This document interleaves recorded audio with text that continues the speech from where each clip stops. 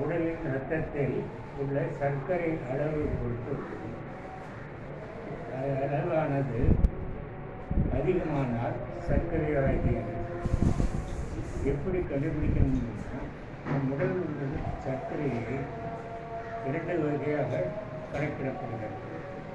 ஒன்று வெறும் வயிற்று சர்க்கரை, மற்றொன்று ஆகாரம் சாப்பிட்டு சுமார் 1.5 மணி பின்பு. வெறும் வயிற்றில் சர்க்கரை அளவு 80 முதல் 120 மில்லிகிராம் பெர் 100 டெசிலிட்டர் இருக்கும். சாப்பிட்ட பிறகு அது 120 முதல் 140க்குள்ளே இருக்கிறார்கள். இந்த அளவு சர்க்கரை வியாதி வருது. இந்த அளவுகள் அதிகமானால் சர்க்கரை வியாதி உள்ளது. யாருக்கு சர்க்கரை வியாதி வரக்கூடும்? ஒன்று, பெற்றோர் ஒருவருக்கோ அல்லது இருவருக்கோ இருந்தால் பரம்பரை வியாதி. 2, உடல் பருமன் 50 முதல் 60 வரைக்கும் அதிகமாக உள்ளவர்களுக்கு. 3வது, வயது 55க்கு மேல்.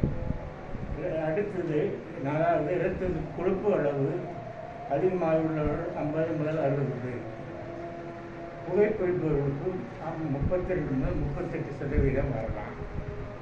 இந்தியாவில் 10 கோடியே 10 லட்சம் சர்க்கரை நோயாளிகள் உள்ளனர். 13 கோடியே 60 லட்சம் பேர்கள் சர்க்கரை நோய்க்கு முந்தைய நிலையில் உள்ளனர். அவர்களுக்கு சர்க்கரை வரக்கூடிய சாத்தியக்கூறுகள் அதிகம். கடந்த 4 ஆண்டுகளில் 44% நோய் அதிகரித்துள்ளது இந்தியாவில். தற்போது சீனா நோயின் முதலிடத்தில் உள்ளது. நம் நாடு 2ஆம் இடத்தில் உள்ளது. இந்நிலை தொடருமானால் நம் நாடு இன்னும் சில நாடுகளில் முதலிடத்தை பிடித்துள்ளது. சீனாவுடைய மக்கள் தொகை சில காலம் முன்பு வரைக்கும் அதிகமாக இருந்து அது முதலிடத்தில் இருக்கிறது. ஆனால் நம் நாடு மக்கள் தொகையை சீனாவை முந்திவிட்டது. ஆகவே சர்க்கரை நோய் வருவதற்கு அதிகமாக வருவதற்கு சாத்தியக்கூறும். சர்க்கரை நோய்க்கு முக்கிய காரணம் மாவுச்சத்து. சக்தியாக, அதாவது ஆற்றலாக மாறுவது தான் உள்ளது. இதற்கு முக்கிய காரணி உடல் பருமன், மாவுச்சத்து,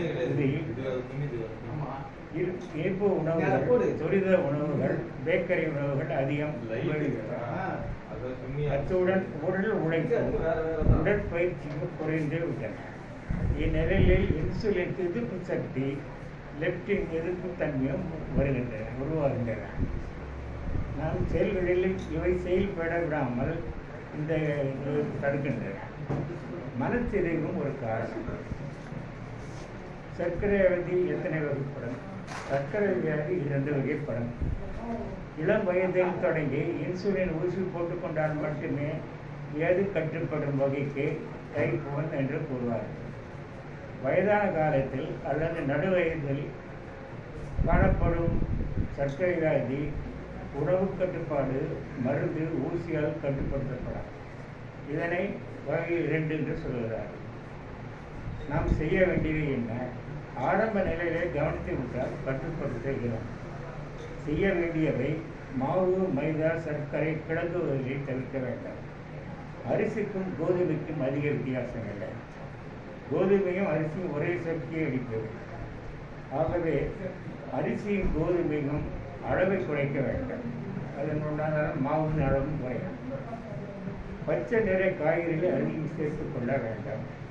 உதாரணம், பீன்ஸு, காராமணி, கோவக்காய், அவரைக்காய், கீரை. கீரை நல்லது. அதில் கால்சியம் மற்றும் இரும்பு சத்து உள்ளன.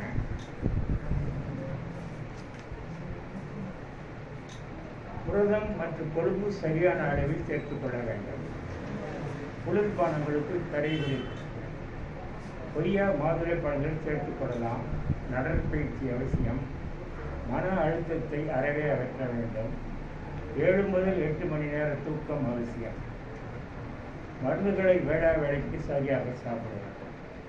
சர்க்கரை நோய் பாதிப்பு ஏற்படுத்தும் மற்ற உறுப்புகள், உடலில் உள்ள மற்ற உறுப்புகள்: இதய நோய், ஈரல் நோய், சிறுநீரக பாதிப்பு, கண் பாதிப்பு, மூளை மற்றும் நரம்பு மண்டலம் பாதிப்பு. Okay, right, thank you. அங்கே வச்சுக்கோங்க.